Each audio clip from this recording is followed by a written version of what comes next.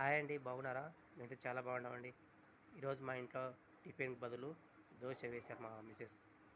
దోస చేసే విధానం మరి ఇందులో బియ్యము, అలాగే మరి బియ్యం నానబెట్టుకొని ఒక రోజంతా బియ్యం నానబెట్టి సాయంత్రం మిక్సీ పెట్టుకోవాలి.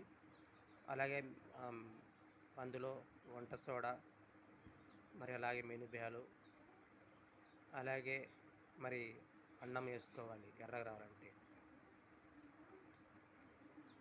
మరి దోస ఎంతగా రౌండ్‌గా చేశారు చూడు. చాలా రౌండ్‌గా ఏసింది దోస. ఇంత రౌండ్‌గా దోస ఏశారు.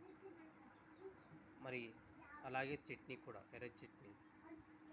ఈ చట్నీ చేసే విధానం మరి ఈ చట్నీ చింతపండు, అలాగే టమోటా, మరి కారం, ఉప్పు ఇవన్నీ ఏసి రోట్లో ఏసి దంచాలి.